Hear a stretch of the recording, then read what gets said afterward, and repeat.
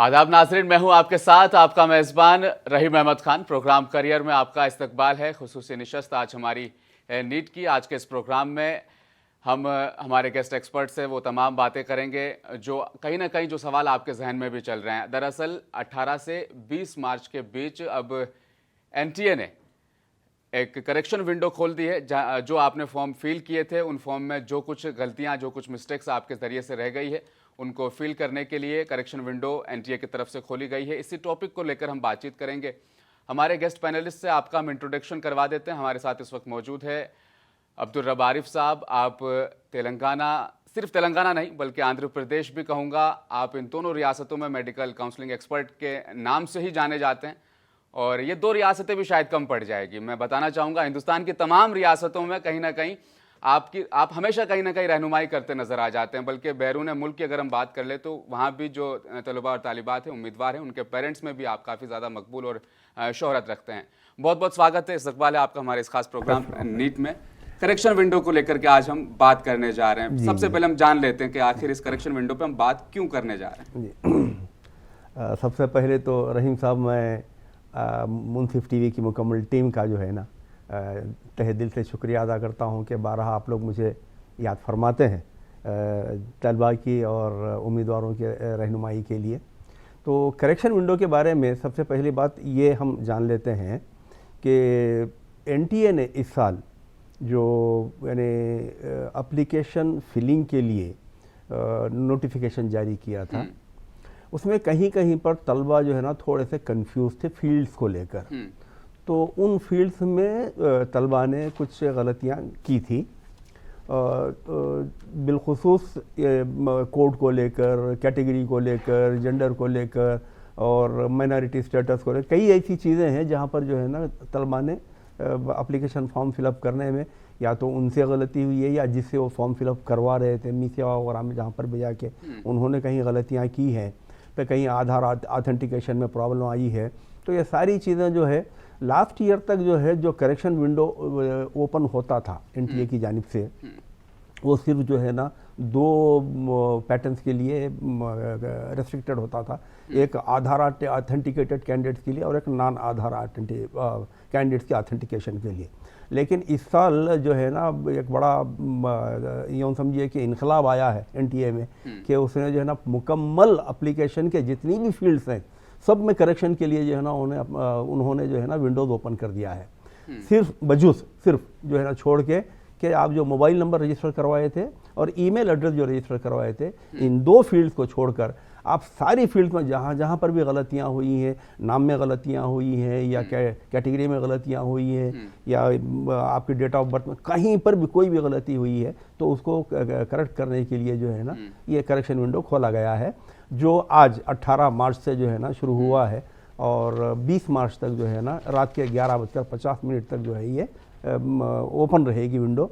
और जो कैंडिडेट्स अगर कहीं कोई गलती किए हैं तो वो जो है ना अब करेक्शन करके इसको जो है ना मुकम्मल तरीके से अब कैंडिडेट्स के पास जो है ना वो नहीं रहेगा, क्या कहेंगे, कोई हीला हवाला बहाना बनाने के लिए नहीं रहेगा, क्योंकि पूरे एप्लीकेशन को उन्होंने जो है ना खोल दिया है। तो कहीं भी फील्ड में कोई अगर कैंडिडेट गलती करते हैं तो उनको चाहिए कि फौरी जो है ना उसको सेटरेट कर ले, वरना आगे चल के और इनके जो नोटिफिकेशन आ रहे हैं एनटीए के, वहाँ पर मुज़ब्ज़ब अंदाज में वो बता रहे हैं कि इस बार जो है ना कोई एग्जम्पशन नहीं रहेगा, कोई जो है ना सहूलत नहीं दी जाएगी एक बार करेक्शन विंडो ओपन होने के बाद। तो अब करेक्शन विंडो में जितनी भी करेक्शंस करेंगे बच्चे, ये इतना सोच समझ कर कीजिए क्योंकि ये वन टाइम ऑप्शन है आपके पास। अब इसके बाद फिर कोई विंडो खुलने वाला नहीं है। तो यहाँ पर अगर कोई गलती आपकी हो जाती है, रह जाती है, तो फिर या तो सारी ज़िंदगी के लिए रहेगी या फिर आपके एप्लीकेशन के ऊपर इसका असर भी पड़ सकता है। सबसे ज़्यादा जो सवाल पूछा गया है वो कैटेगरी को लेकर है। सर्टिफिकेट लगाया एससी का और ओबीसी उसमें हमने भर दिया है, तो इसको लेकर के तलबा सबसे ज़्यादा परेशान है उनके रहने। हाँ, देखिए दरअसल मेरे पास भी कई फ़ोन आए हैं। हमारे पास एक गलत, इससे पहले हमारे जो कई प्रोग्राम यहाँ पर हुए हैं इसमें हमने ओबीसी और बीसी को लेकर कई बार जो है ना उम्मीदवारों को इस जानिब राग़िब किए हैं। लेकिन वो बदनसीबी ये है कि हर साल जो है ना बैच बदलता है। जो पिछले साल बैच था वो इस साल बैच नहीं है वो, तो फिर इस एतबार से अब जो नए बच्चे आए हैं वो फिर वही गलती करेंगे जो पिछले साल किए थे। तो दरअसल क्या है, हमारे पास तेलंगाना में और आंध्र प्रदेश, ये 2 स्टेट्स में एक जो है ना गवर्नमेंट ने सहूलत दी है 4% मुस्लिम कैंडिडेट्स को रिजर्वेशन की, जिसको कहते हैं BCE रिजर्वेशन। ये एक्सक्लूसिवली ओनली फॉर मुस्लिम्स है। लेकिन ये जो है ना सेंट्रलाइज्ड जो OBC की लिस्ट है, सेंट्रल गवर्नमेंट की जो OBC की लिस्ट है, उसमें ये BCE इंक्लूड नहीं है। तो इसके माने ये हुए कि BCE OBC की तहत नहीं आता है। तो कुछ कैंडिडेट्स ने पूछा कि साहब फिर OBC के तहत कौन आते हैं? BCE तो जो है ना अदर बैकवर्ड क्लास में ही आएगा ना, क्योंकि इट इज ये बैकवर्ड तो है, BC तो है, लेकिन अदर आएगा। तो सेंट्रलाइज्ड में जो नोटिफिकेशन आता है, सेंट्रल गवर्नमेंट का जो नोटिफिकेशन आता है, उसमें बिल्कुल यानी खुली तरीके से ये लिख दिया जाता है कि सिर्फ यही कैंडिडेट्स OBC में आते हैं जो फलां कैटेगरी को बिलोंग करते हैं। तो तेलंगाना से जो मुस्लिम कैंडिडेट OBC में आते हैं वो सिर्फ 4 किस्म के लोग हैं। एक हैं लद्दाफ, जिसको हम नद्दाफ भी कहते हैं, पिंजारे कहते हैं, दूधक लोल्लू कहते हैं।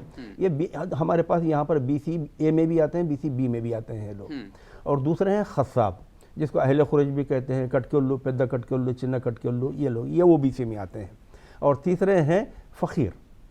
फ़कीर के माने ये भिखारी नहीं, ये जो रोडों पे जो भीख मांगते हैं ना, वो नहीं। जो ख़ानदानी फ़कीर होता है, जिनका फ़ुख्र से ताल्लुक़ होता है, वो फ़कीर। और चौथे हैं मेहतर, जिसको भंगी भी कहते हैं, स्कैवेंजर इंग्लिश में कहते हैं। तो ये जो है ना 4 जो मुस्लिम लोग हैं यही OBC में आते हैं, इनसे हटकर कोई भी OBC में नहीं आता।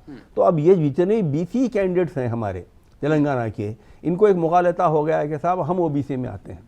अब यहाँ पर एक और प्रॉब्लम ये है, और इस बार NTA ने इस मामले में थोड़ा सा जो है ना मुज़ब्ज़ब अंदाज में मुतनब्बे भी किया है कैंडिडेट्स को कि वो गलती ना करें। यहाँ पर खुली तरीके से उन्होंने लिख दिया है कि only those candidates who comes under OBC NCL non creamy layer as per central list only should apply for OBC, otherwise they should apply for general category. तो ये BC जो है ना तो OBC में आते हैं ना नॉन क्रीमी लेयर में आते हैं। तो इस एतबार से इन लोगों को चाहिए। अच्छा, इसमें जो है ना फीस डिफरेंस भी है। जनरल कैटेगरी के लिए 1700 की फ़ीस है, और OBC EWS के लिए जो है 1600 की फ़ीस है। और अदर जो है ना जैसे शेड्यूल कास्ट है, शेड्यूल ट्राइब है, और PWD थर्ड जेंडर जो है उनके लिए जो है ना 1000 रुपये है। तो अब ये लोग क्या किए हैं, BCE की जो कैंडिडेट्स हैं वो लोग OBC में अप्लाई करके 100 रुपये बचाया। तो अब यहाँ पर खुली जब वो लिख दिया है ये मुज़ब्ज़ब अंदाज में, देखिए लास्ट ईयर तक कुछ कैंडिडेट्स का कहना है साहब रिपीटर्स हैं, ड्रॉपर्स हैं, तो लास्ट ईयर भी वो एग्ज़ाम दिए थे। नहीं साहब लास्ट ईयर तो हम जो है ना OBC डाल दिए थे तो कुछ नहीं हुआ ना।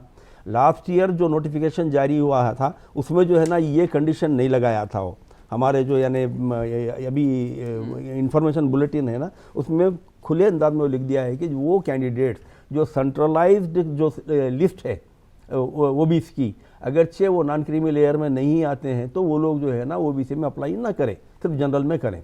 तो अब जाहिर है कि गलती हो गई है बच्चों से, 1600 रुपये पे कर दिए हैं और लोग OBC में डाल दिए हैं BC वाले।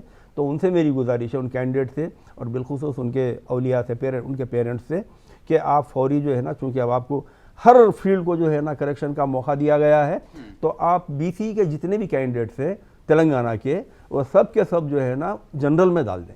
जितने भी BC के कैंडिडेट्स ने OBC में अप्लाई किया था सब जनरल में जो है ना कन्वर्ट कर दें उसको, और जो डिफरेंस ऑफ 100 रुपीज़ है वो ऑनलाइन जो है ना पेमेंट कर दें। वो डिफरेंस 100 रुपीज़ का जो डिफरेंस है वो ऑनलाइन पेमेंट कर दें। उसके लिए जो है ना वो विंडो ओपन किया है, वो पेमेंट विंडो जिसको कहते हैं आप, वो बाई डेबिट कार्ड और क्रेडिट कार्ड और UPI और नेट बैंकिंग, ये 4 जो है ना ऑनलाइन पेमेंट्स हैं। उसके ज़रिए वो 100 रुपये पे करके जितने भी BC कैंडिडेट्स OBC में अप्लाई किए हैं उसको चेंज करके फौरी जनरल कर दें।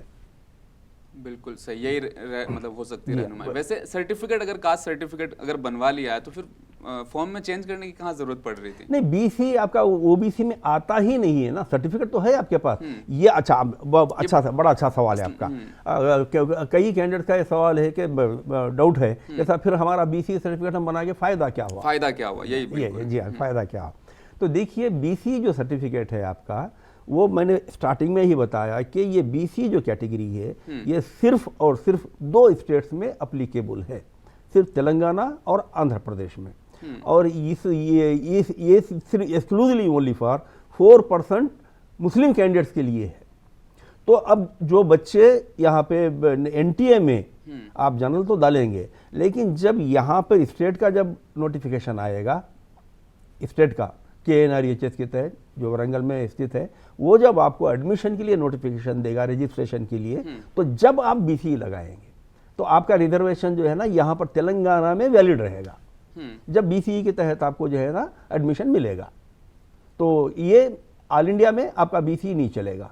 ऑल इंडिया अगर ऑल इंडिया जो हमारा MCC नोटिफिकेशन जारी करता है एडमिशन्स के लिए, AEQ जिसको कहते हैं हम, ऑल इंडिया कोटा का जो एडमिशन होता है, उसमें भी BCE काम में नहीं आएगा। वहाँ पर भी आप जनरल ही ट्रीट होंगे, क्योंकि आप सेंट्रल लिस्ट में नहीं हैं, तो इस एतबार से आप OBC में नहीं आएंगे। BCE तेलंगाना की जब काउंसलिंग शुरू होगी एडमिशन के लिए, अभी तो दिल्ली दूर अस्त वाला मामला है, तो जब इंशाल्लाह फिर हम इसके ऊपर तफसील से बात करेंगे।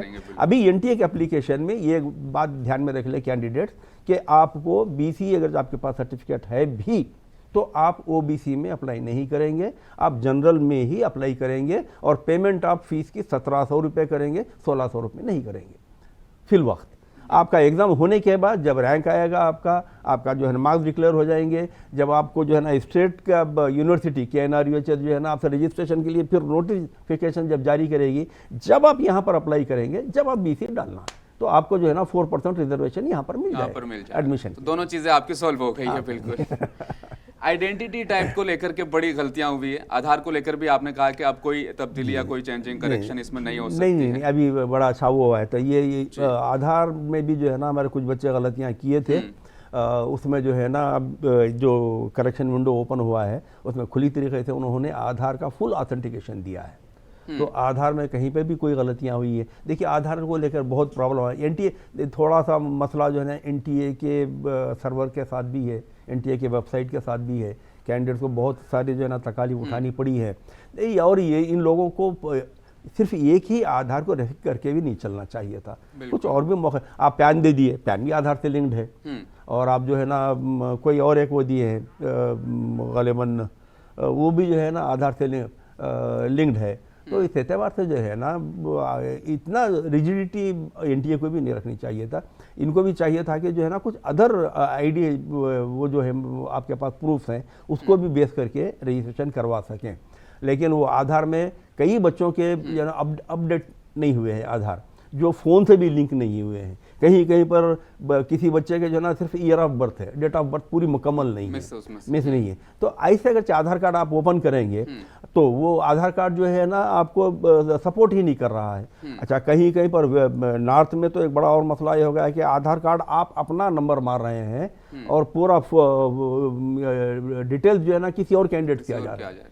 तो ये जो है ना थोड़ा सा NTA ने थोड़ा इसमें ध्यान देना चाहिए था NTA को। लेकिन अभी बड़ी अच्छी बात हुई है कि अब करेक्शन विंडो में आधार को टोटल ऑथेंटिकेशन दे दिया है। तो अब आप आधार कार्ड में जो भी गलतियां हुई है आपकी, आप पूरी उसको जो है ना तब्दील कर सकते हैं। एक कॉलर हमारे साथ जुड़े हैं, उनसे बात कर लेते हैं। क्या परेशानी, क्या सवाल है, उनका जरूर जानेंगे। जी, आवाज आ रही है आपको हमारी? जी, अस्सलाम वालेकुम। वालेकुम अस्सलाम। क्या नाम है आपका? जी, मेरा नाम नजमा है, मैं सऊदी अरब दम्माम से बात कर रही हूँ। जी, मेरी बच्ची का नाम समायरा है। जी, उसने रजिस्ट्रेशन के टाइम पे जब ऑप्शन बाहर एग्जाम ही नहीं होंगे बोल के उसने ऑप्शन हड़बड़ाहट में जल्दी में उसने ये चुन लिया कि वो हम है तो वहाँ तेलंगाना के, लेकिन जब एग्जाम देने जाएगी तो बच्ची फिर नानी के पास जाके भोपाल में एग्जाम दे लेगी बोल के उसने, क्योंकि वहाँ उसका भाई है, उसने वहाँ का प्रेजेंट एड्रेस उसने वहाँ का डाल दिया, MP का। तो अब जो ये करेक्शन विंडो ओपन हुआ है, बच्ची अभी यही है, तो वो चाह रही है कि वो रियाद में एग्जाम दे, तो क्या वो चेंज कर सकती है? जी बिल्कुल, सवाल आपका ले लिया हमने, इसी पे चलते हैं, इसी का जवाब हम पहले ले लेते हैं। जी बिल्कुल। सबसे पहले तो मैं ये बताऊं कि NTA की तरफ से ये एक छोटी सी लफ्ज़िश ज़रूर हुई है कि उन्होंने फर्स्ट नोटिफिकेशन में अब्रॉड कंट्रीज़ के जो है ना सेंटर्स को डिक्लेयर नहीं किया था, जिसकी वजह से वहाँ के जो कैंडिडेट्स थे वो लोग, जैसा कि अभी मोहतरमा ने फरमाया कि हड़बड़ाहट में बच्चों ने भाई वक्त, देखिए हालांकि 1 महीने का मुकम्मल वक्त था इनके पास, 9 फरवरी से 9 मार्च तक, तो थोड़ा रुके भी कर सकते थे, लेकिन जाहिर है कि एक एंग्जाइटी होती है, हर किसी में होती है।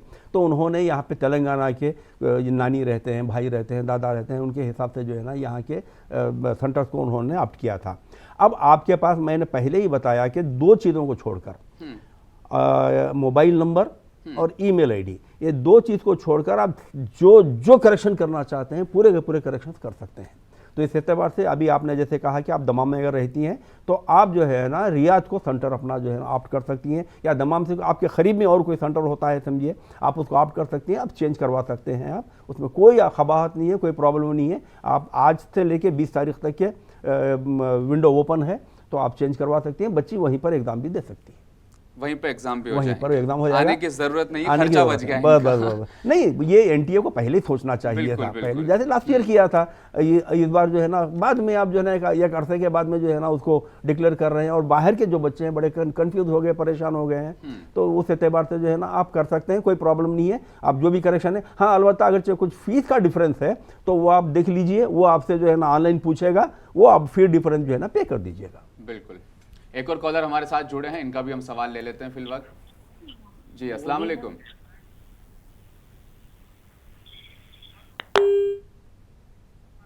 जी इनका कॉल शायद कट हो गया, हम अपने प्रोग्राम को इसी तरह से हम आगे बढ़ाते हैं। ड्रेस कोड को लेकर के भी एक मसला बन रहा है कि क्या इजाजत होगी, क्योंकि बहुत सारी रियासतों में ना अलग अलग ड्रेस कोड हो गए, यहाँ क्या रहेगा और क्या होना चाहिए, आपका नजरिया इस पर? देखिए दरअसल क्या है, ये ड्रेस में जो है ना हमारे पास थोड़ा सा जो है ना हम लोग भी रिजिड हैं। जाहिर है कि मुझे नहीं कहना चाहिए, लेकिन हमारा मज़हब भी जो है ना इतना सख्त नहीं है।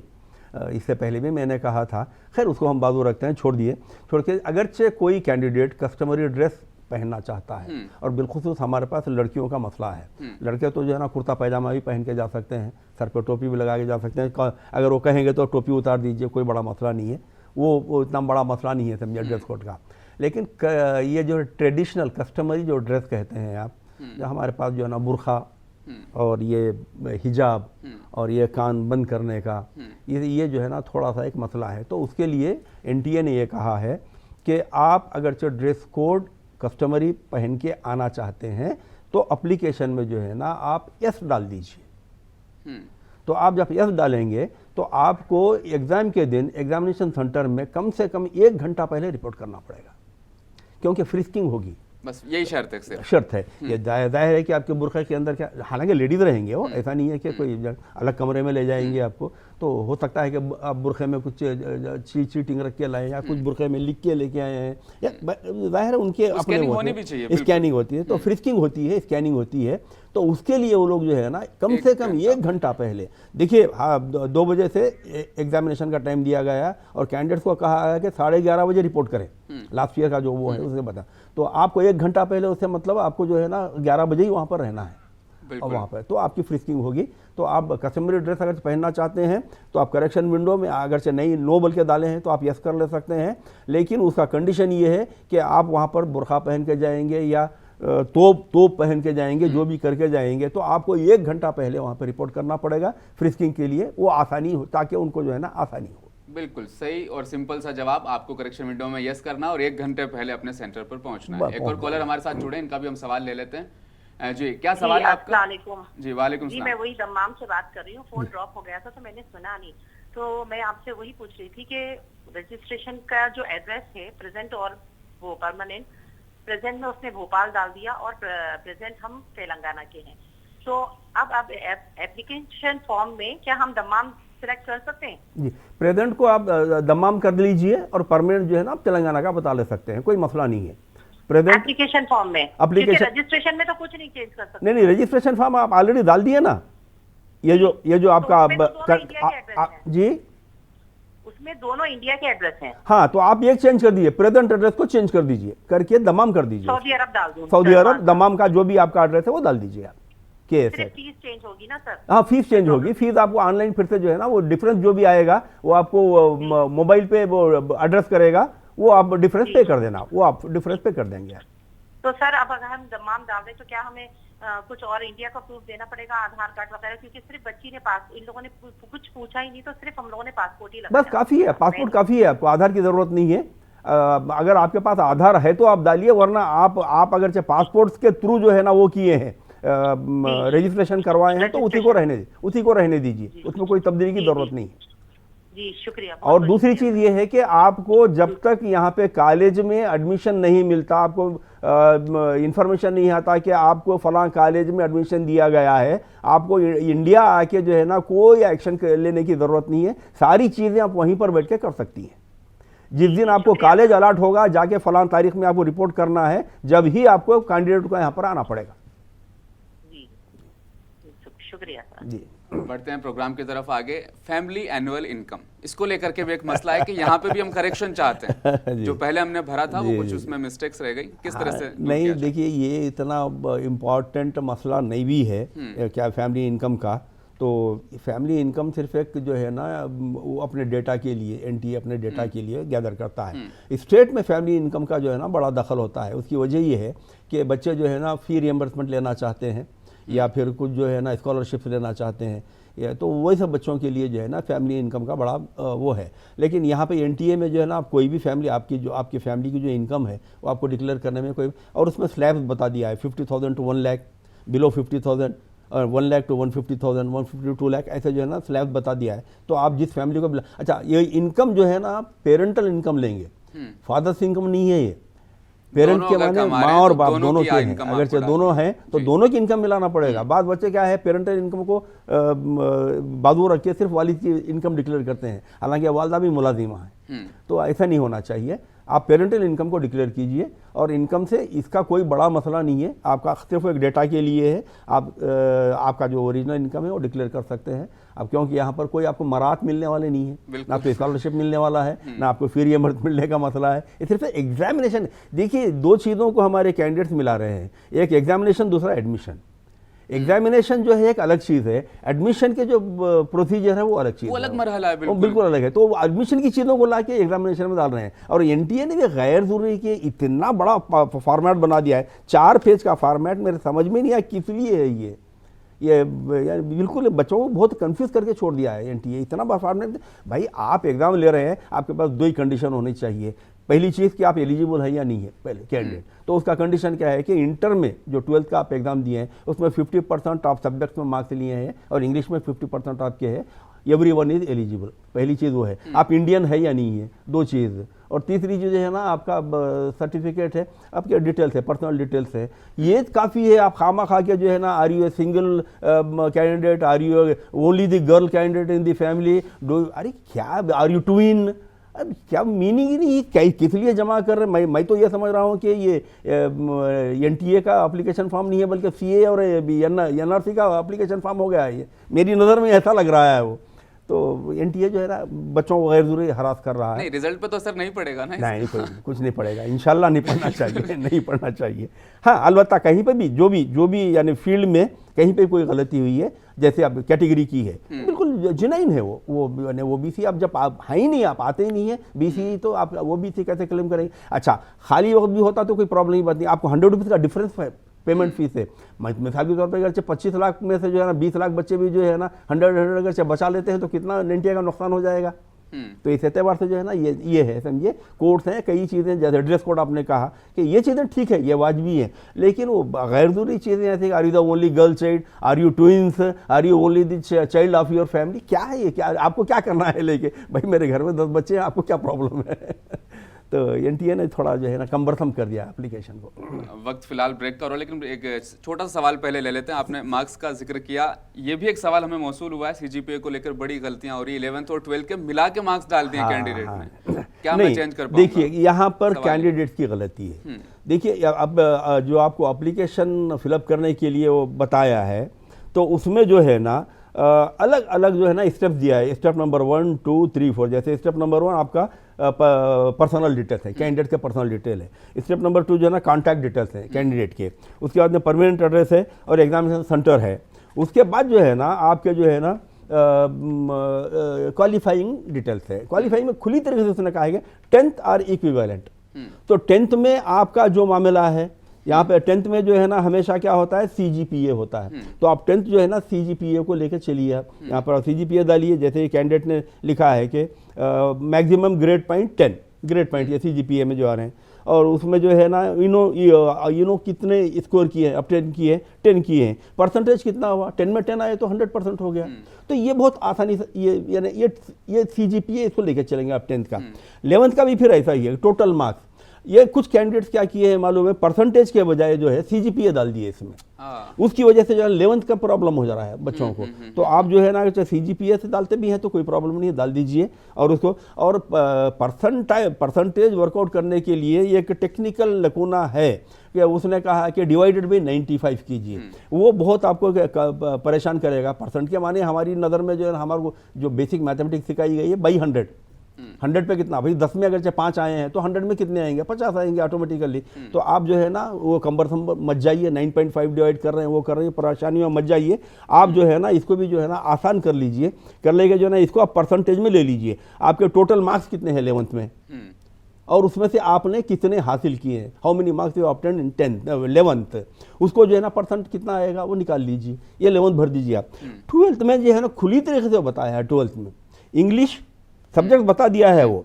अब हमारे बच्चों को ये लाके मिलाने की ज़रूरत ही नहीं है इसमें। इनको क्या करना चाहिए, 4 subjects, botany, zoology, physics, chemistry, inclusive of practicals. Practical के जो मार्क्स हैं ना वो मिलाकर ये 4 सब्जेक्ट से ले लीजिए, और इंग्लिश के जो है ना मार्क्स ले लीजिए आप।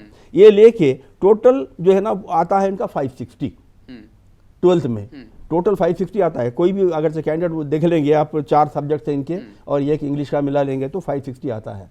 उसमें आपको मार्क्स आए कितने हैं उसका परसेंटेज डाल दीजिए। 11th का 12th का इसमें मिलाने की जरूरत ही नहीं, क्योंकि वो खुद फील्ड अलग कर दिया है, 11th की फील्ड अलग कर दिया है। 11th are equivalent qualification detail, ये बात यहाँ खत्म हो गई ना। इसको फिर आप 12th में क्यों मिला रहे हैं, जबकि वो खुद नहीं पूछ रहा है आपसे, ये 12th का पूछ रहा है कि 12th are equivalent qualification details. तो ये समझने की बात है। ये इतना भाई आप 12th पास किए तो कम से कम इतनी नॉलेज तो होनी चाहिए आपकी। 10th का अलग पूछ रहा है, 11th का अलग पूछ रहा है, 12th का। अगर उन्हें ये पूछता होता कि इंटर के मार्क्स कितने हैं 12th के बजाय, देखिए बाइफरकेट नहीं करता हो, इंटर के कितने हैं, तो फिर अब जब 11th 12 मिलाना था। बिल्कुल, यहाँ पे 11th अलग पूछ रहा है, 12th अलग पूछ रहा है, 10th अलग पूछ रहा है, तीनों के आप बाइफरकेटेड दीजिए, अलग अलग अलग अलग करके दे दीजिए। अब इनको करेक्शन किया जा सकता है, बिल्कुल कर सकते, बिल्कुल कर सकते। कोई भी विंडो आपके लिए जो है ना क्लोज नहीं है, excepting mobile number and email address. हर चीज बदल सकती है, हर चीज बदल सकती है। एग्जामिनेशन कोड्स को लेकर भी एक कंफ्यूजन चल रही है, इसी को लेते हैं सबसे पहले। ये एग्जामिनेशन कोर्स को लेकर जो कंफ्यूजन है ये क्रिएटेड है। कुछ हमारे लोग जो है ना इसको क्रिएट किए हैं। हाँ। जबकि इंफॉर्मेशन बुलेटिन में खुली तरीके से लिखा हुआ है कि एग्जामिनेशन टोटल कोर्स जो बनाया है 1 to 7 बनाए हैं। 1 to 7 में 1 को जो है ना उसने बिल्कुल अलग कर दिया है।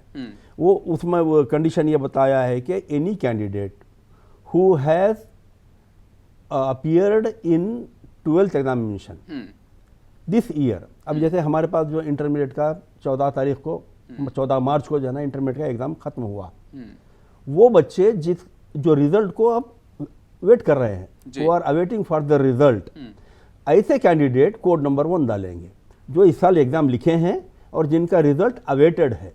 वो लोग जो है ना कोड नंबर 1 डालेंगे। अब इसको भूल जाएंगे। अब इसके बाद जितने भी हैं वो 12th पास रहेंगे, चाहे वो 10 साल पहले पास किए हों, 2 साल पहले पास किए हों, 8 साल पहले का पास किए हों, पास कर लिए हैं। अब उनको ड्रॉपर कहिए आप, रिपीटर कहिए आप, या 10 साल पहले पास किया था लेकिन अब तक वो नीट कभी अटेंड ही नहीं किया, पहली बार अब डालना चाह रहा है, ये सारे के सारे जो 12th पास हैं वो 2 से 7 में डिवाइड हो जाएंगे। अब कोड नंबर 2 में खुली तरीके से उसने बता दिया है कि वही कैंडिडेट्स अप्लाई करेंगे कोड नंबर 2 को जो HSE या HSSE एग्जामिनेशन पास किए हैं। अब ये HSE क्या है, हायर सेकेंडरी एजुकेशन, और दूसरा जो है higher senior secondary education.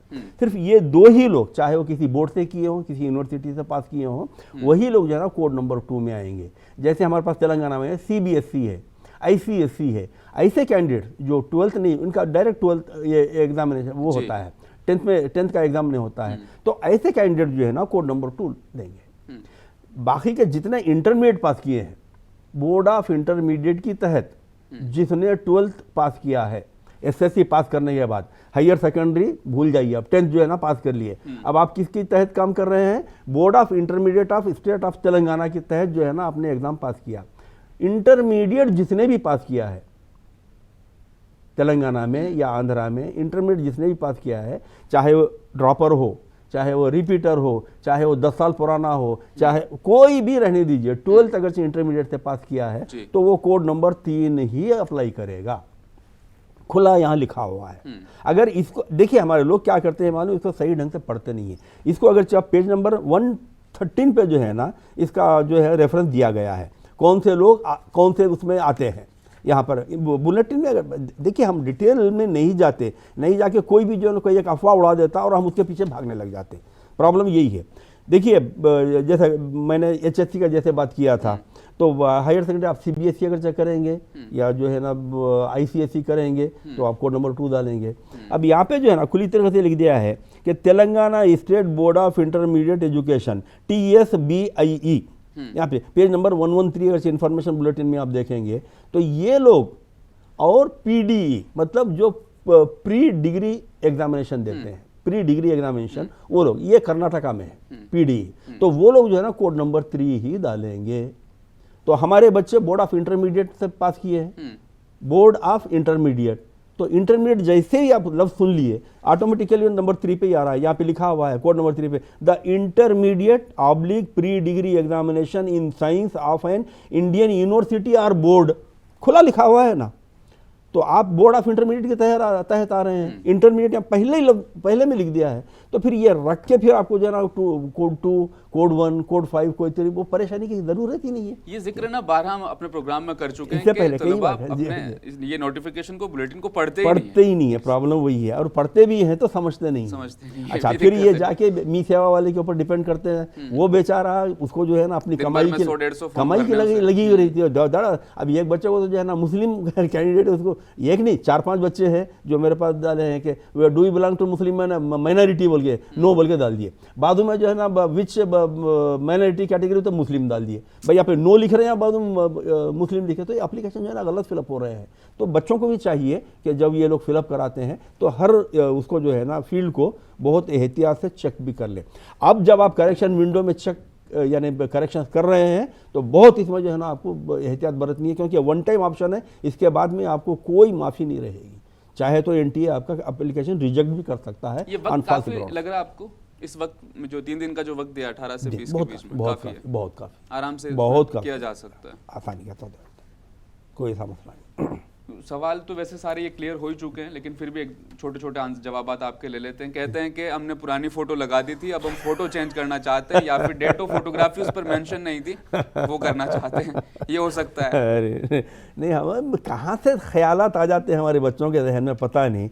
Notification में उसने खुली तरीके से लिख दिया है, नोटिफिकेशन में NTA ने खुली तरीके से लिख दिया है रीसेंट फोटोग्राफ, पासपोर्ट साइज और पोस्ट कार्ड से रीसेंट। फिर उसमें रीसेंट समझ में नहीं आएगा लोगों के, फर्स्ट चीज़ लोगों के समझ में नहीं आया, खुली तरीके से ये भी लिया है कि photo which is taken after 1/1/2024। बिल्कुल, अब इससे ज़्यादा क्लियर क्या बताएगा वो। अब हमारे बच्चे लास्ट ईयर की वो फोटो पे जो है ना डेट चेंज करके, या अगर से नाम नहीं है तो सादी फोटो, और उसमें खुली तरह से लिखा हुआ है कि passport size and post card size photograph which is taken recently on और after 1 January 2024 is only valid, which contains the name of the candidate on the bottom of the photo and date of photography. किस तारीख को ये photo click की गई है। क्यों? वो ये जानना चाहते हैं कि भाई ये कहीं पुरानी फोटो तो नहीं लगा रहा है। तो उसको जो है ना, जब डेट ऑफ फोटोग्राफी है तो कुछ कई कैंडिडेट डेट ऑफ बर्थ डाल दिए, जब उसमें क्लियरली लिखा हुआ है name and date of photography should clearly be mentioned, date of जो है ना बर्थ डालने के क्या माने है, समझ के आया है ना। तो अभी जो कैंडिडेट जो है ना बगैर नाम के या बगैर डेट के, या डेट को जो है ना टैम्पर करके पिछले साल के कोई फोटो डाले हैं, तो अभी आपके पास करेक्शन विंडो में टाइम है, आप फौरी जो है ना नया फ़ोटो निकालिए। देखिए एक फ़ोटो आप निकाल लेते हैं पासपोर्ट का, तो वही जो ना पोस्ट कार्ड भी एनलार्ज हो जाता है। आजकल इतनी सहूलतें आपको 2 मिनट में करके दे देगा वो, जिसके ऊपर आपका नाम होना चाहिए और डेटा फोटोग्राफी होना चाहिए। इसको लेकर फिर से आप जो है ना इमेज का जो कॉलम है उसमें जो है ना इसको फिर से आप अपलोड कर दीजिए, फिर से अपलोड कीजिए। बिल्कुल यही जरिया है।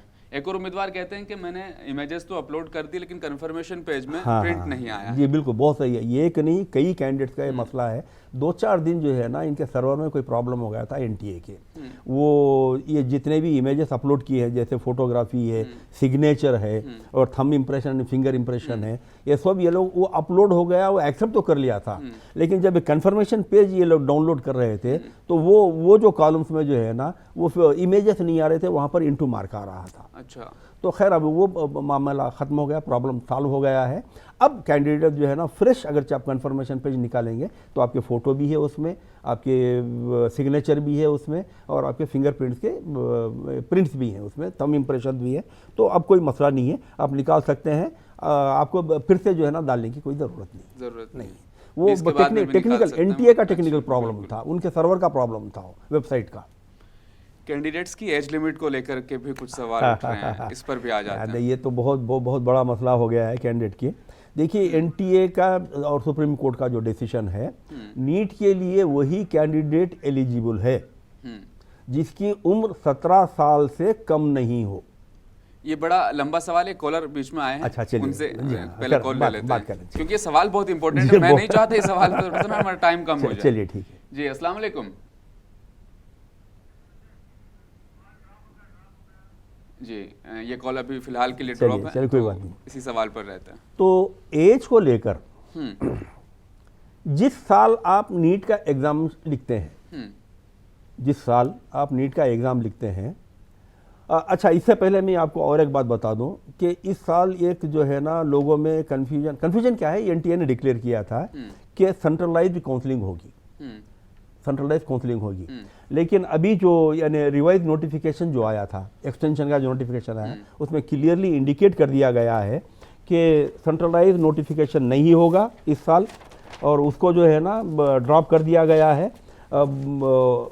वही यानी तरीक़ा अपनाएंगे जो तरीक़ा लास्ट ईयर अपनाए थे। तो अब इस एतबार से जो है ना हमारे लोगों को कंफ्यूज होने की ज़रूरत नहीं है।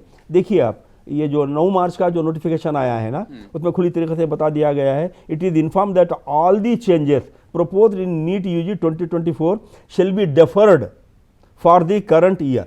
मतलब अब इनको लागू नहीं किया जाएगा जो चेंजेस बताए, एक्सेप्टिंग सिलेबस। सिलेबस जो इस साल चेंज हुआ है ना वो रहेगा, जो सिलेबस चेंज हुआ है एग्जामिनेशन चेंज्ड सिलेबस की तहत ही जो है ना एग्जाम होगा, उससे हटके कोई दूसरी चीज़ नहीं होगी।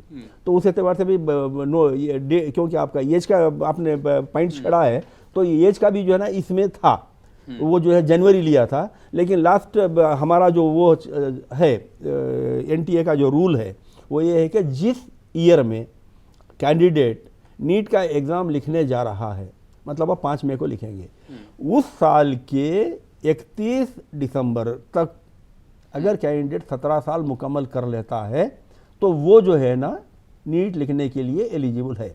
अब कुछ कैंडिडेट्स का कहना है साहब मैं 5 मई को एग्ज़ाम लिख रहा हूँ, वो मेरी एज जो है ना 16 साल 8 महीने आ रही 5 मई को।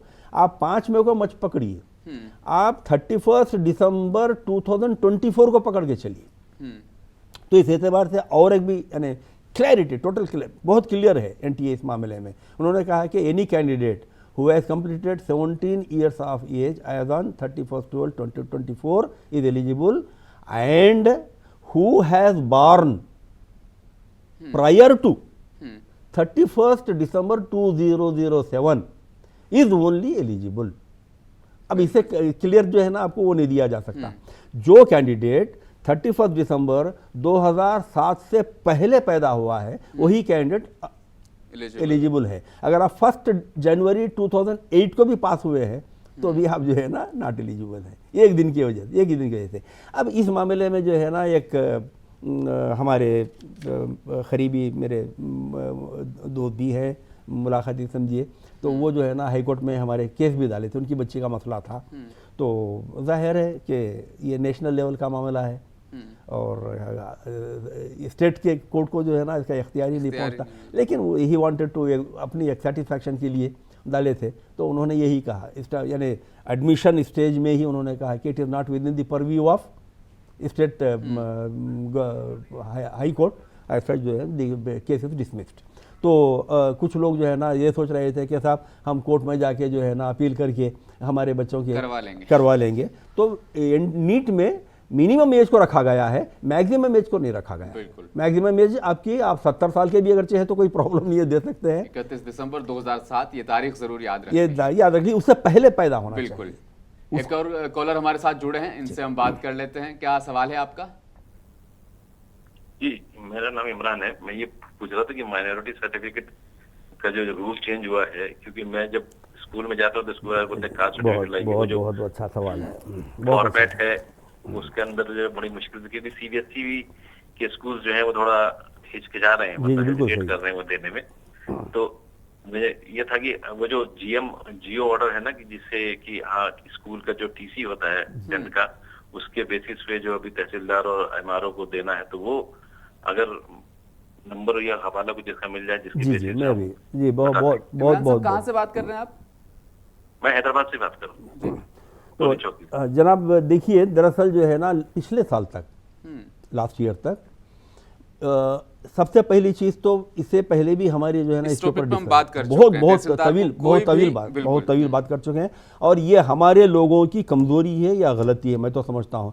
Why it is applicable only for Muslims minority certificate? तो आपने जो है ना ये एक दुम छल्ला लगा दिया कि हमारे पास 4 मुस्लिम माइनॉरिटी कॉलेजेस हैं, इस वजह से जो है ना हम तो आपके पास टीसी में रिलीजन डिक्लेयर्ड है, आपका नाम मुस्लिम है, आपके वालिद का नाम मुस्लिम है, और उसके बावजूद जो है ना आपको इस्लाम, और आपके टीसी में इस्लाम आपका रिलीजन लिखा हुआ है, तो फिर उसके बावजूद जो है ना आपको जो है ना मुस्लिम कैटेगरी सर्टिफिकेट देने की क्या ज़रूरत है?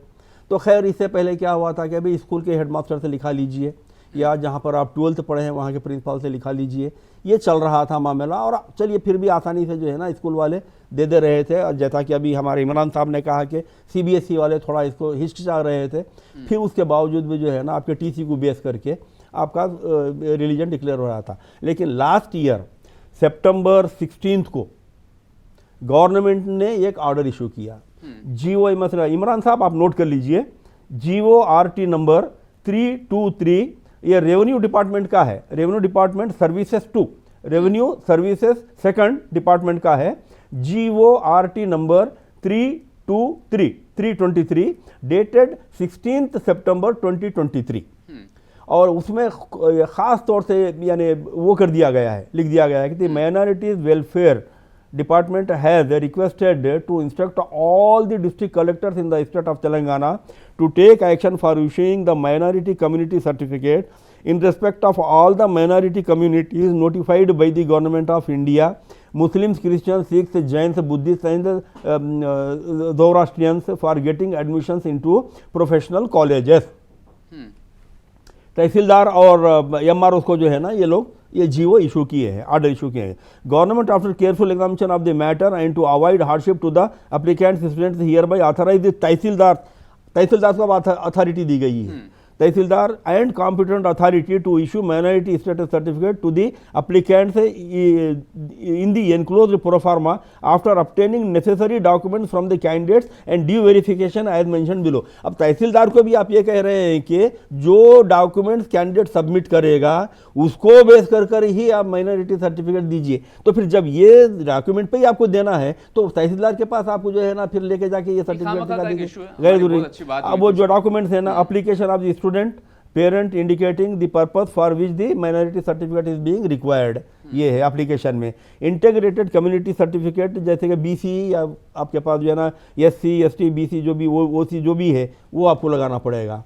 और उसके बाद जो लिख रहा है कि SSC transfer certificate of the student which indicate the minority and religion, मतलब बनवाना तो पड़ेगा भाई। आप नहीं, जब आपके ट्रांसफर सर्टिफिकेट में आप खुद बोल रहे हैं कि इसको बेस करके तहसीलदार सर्टिफिकेट इशू करेगा, क्या हेडमास्टर तो पहले से मौजूद है और वो भी ये ऑथेंटिक है, इसलिए ऑथेंटिक है कि जो एडमिशन बच्चे का यहाँ पर हुआ है बेसिक डॉक्यूमेंट ये है, इसको बेस करके तहसीलदार दे रहा है। तो ये जो है ना कुछ समझ में ही नहीं आया और किसी ने इसके ऊपर जो है प्रोटेस्ट नहीं किया। हमने अपनी एक एपिसोड में इस बारे में कहा, तफसील से इस बारे में कहा और कई पेरेंट्स से मैंने रिक्वेस्ट भी किया था कि आप एक डेलीगेशन बनाइए मिनिस्ट्री, और उस जमाने में हरीश राव साहब मिनिस्टर थे इसके, आप जो है ना उनसे मिलके जो है ना कुछ कर ले सकते थे। अब तो गवर्नमेंट चेंज हो गई है, वो लोग बोलेंगे भाई हमको समझने में टाइम लग जाएगा।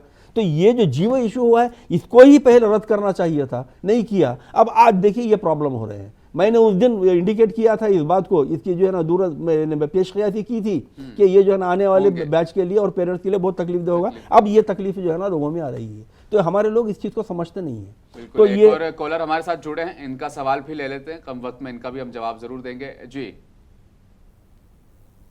नहीं, मेरा आंसर मिल गया मुझे, बस जियो नंबर क्या है वो बता दीजिए। जी जियो नंबर बताया ना आपको, रेवेन्यू डिपार्टमेंट सर्विसेज 2 का है, जियो RT नंबर 323 डेटेड 16 सितंबर 2023। ओके, लिख लिया आप, जियो RT नंबर 323 डेटेड 16 सितंबर 2023। ये रेवेन्यू डिपार्टमेंट सर्विसेज 2 का है, रेवेन्यू डिपार्टमेंट। ओके जी, RT 323 जी RT नंबर। अच्छा, इसके लिए हमें BC भी लगेगा क्या? BC का आप सर्टिफिकेट भी लगा सकते हैं, ट्रांसफर सर्टिफिकेट भी लगा सकते हैं। मैंने अभी बता दिया ना आपको, rank card, admit card of NEET MCET का भी लगा सकते हैं आप, यानी डॉक्यूमेंट्री आधार कार्ड लगा सकते हैं आप, राशन कार्ड लगा सकते हैं आप। इसमें से कोई भी एक सर्टिफिकेट आप लगा के जो है ना तहसीलदार के पास या MRO के पास अप्लाई करेंगे तो इसको बेस करके वो जो है ना आपको मुस्लिम माइनॉरिटी सर्टिफिकेट जारी करेंगे। जी, सवाल तो बहुत ज़्यादा अभी भी हमारे पास बचे हुए हैं और वक्त की जो है वो किल्लत बहुत ज़्यादा है। आखिर में एक ही सवाल मैं आपसे ले लेता हूँ, 5 मई को जब तलबा जाएंगे इम्तिहानात देने के लिए, क्या मशवरा आप उन्हें देना चाहते हैं? इंशाल्लाह मैं तो ये समझता हूँ कि अभी और स्टेप्स बहुत बाकी हैं हमारे पास, जैसे कि अब इसके बाद जो है ना सिटी डिक्लेरेशन आएगा बच्चों पे तो हम तफसील से बात जी तफसील से करेंगे। सिटी डिक्लेरेशन आएगा, वहाँ पर एक हम करेंगे इंशाल्लाह प्रोग्राम। फिर उसके बाद में एडमिट कार्ड का जो है ना रिलीज आएगा, सेंट्रल डिक्लेरेशन आएगा, उस पर तो हम अलग अलग जो है ना एपिसोड्स करेंगे। लेकिन चूँकि आपका एक सवाल है कि एग्ज़ाम में जाने से पहले, तो बच्चों से मेरी एक ही यानी गुजारिश है, मैं सिर्फ गुजारिश कर सकता हूँ बच्चों से और पेरेंट्स से। नहीं, आप डांट के भी बता सकते हैं, बिल्कुल आपको राइट है। आजकल बच्चे जो है ना डांट सुनने के आदी नहीं रहे बुजुर्गों से, अब हमारे बच्चे नहीं सुनते हैं। तो आप लोगों से एक ही गुजारिश है कि सबसे पहले आप अपने जहन से जो है ना बोझ उतार दीजिए। रहा है कि आप स्कोर को मतलब किस तरह से आपको वो स्कोर अचीव करना है उसको लेकर के आप चलिए, पैटर्न को लेकर के चलिए, सिलेबस के बोझ को बिल्कुल भी मत देखिए और स्ट्रेस फ्री हो जाइए। तो आज हमारे इस प्रोग्राम करियर में ये हमारी नीट की निशस्त थी, विंडो जो करेक्शन विंडो ओपन हुई उसको लेकर हमने बहुत सारे सवालात दिए। मोटी मोटी जो बात है वो यही है कि आप सिर्फ फ़ोन नंबर और ईमेल के अलावा तमाम चीज़ें जो गलती हुई है फॉर्म फिल करते हुए उनको आप ठीक कर सकते हैं, दुरुस्त कर सकते हैं। 18 से 20 मार्च का ये वक्त रहा है। इसके बाद हम एडमिट कार्ड को लेकर भी जरूर प्रोग्राम करेंगे, काउंसलिंग को लेकर, कट ऑफ को लेकर, बहुत लंबा ये सिलसिला चलेगा जब तक आप कॉलेज नहीं पहुंच जाते इंशाल्लाह। तो आज के इस प्रोग्राम में मैं आपका मेजबान रहीम अहमद खान लेता हूं आपसे इजाजत। देखते रहिए मुंसिफ टीवी न्यूज़।